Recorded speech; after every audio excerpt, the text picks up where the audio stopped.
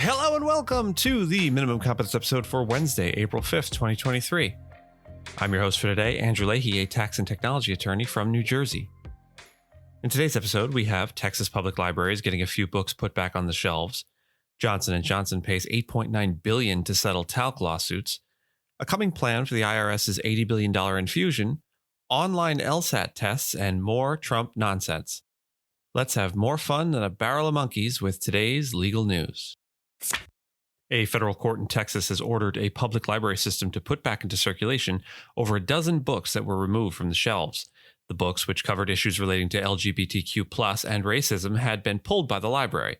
Library patrons sued, alleging that the books had been removed due to disagreement with their viewpoint. The patrons also claimed that the library had closed board meetings to the public and replaced its advisory board with community members who supported censorship. The judge granted the patrons' request for a preliminary injunction, which also stops the library from removing any more books while the lawsuit is pending. The case comes at a time of increasing school book bans. PEN America has documented nearly 2,532 school book bans affecting 1,648 titles from July 2021 to June 2022, with most of the challenged books addressing LGBTQ+ issues or systemic racism.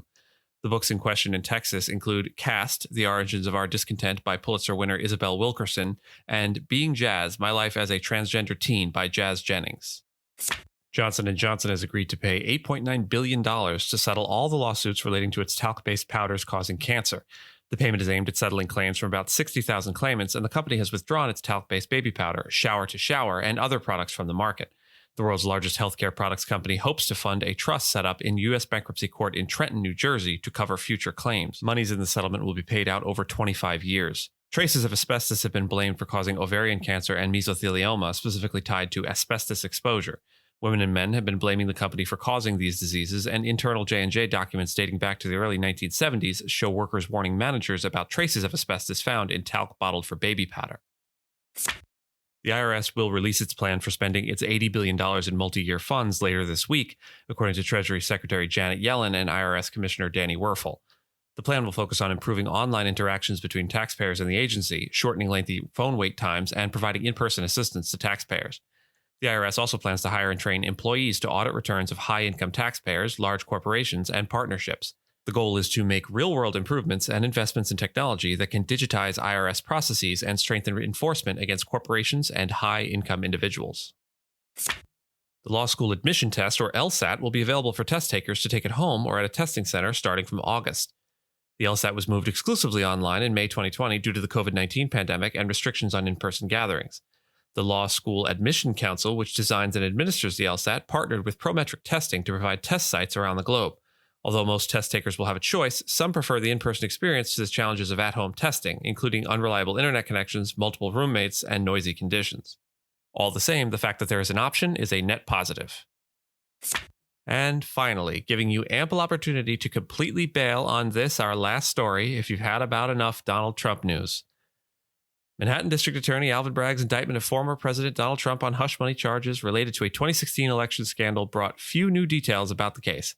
Bragg accused Trump of falsifying records in his real estate company's book to conceal reimbursing his personal lawyer, Michael Cohen, for a $130,000 hush money payment.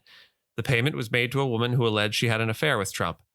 Although it is the first time a former U.S. president has faced criminal charges, legal experts not involved with the case say its strength will likely depend on evidence that has not been made public. The indictment did not specify the crimes that were allegedly being concealed. Meanwhile, prosecutors detailed similar schemes Trump allegedly orchestrated to silence two other people who had damaging information about him in a separate filing. Experts said this could help Bragg's office demonstrate to a jury that Trump intended to commit a crime. Cohen, who testified before the grand jury that indicted the former president, has previously pleaded guilty to campaign finance violations for the Daniels payment, which could leave him open to attacks on his credibility by Trump's defense at trial. Thank you so much for listening to Minimum Competence, your daily news podcast for lawyers. If you're looking for more than Minimum Competence, links to further reading on all the topics touched on today are in the show notes. If you have any questions or story suggestions, find us on Mastodon on the esq.social instance. I'm at Andrew, and my co-host Gina is at Gina. Reviews go a long way towards helping new listeners to find our show. If you have a moment and can leave a rating or review on your podcast player, we'd appreciate it. And if you know someone that might be interested in a story we cover, consider sending them the episode. Minimum Competence is available at minimumcomp.com and wherever you get your finely crafted podcasts. We'll see you back here tomorrow, and until then, remember, the only thing standing between you and competence is minimum.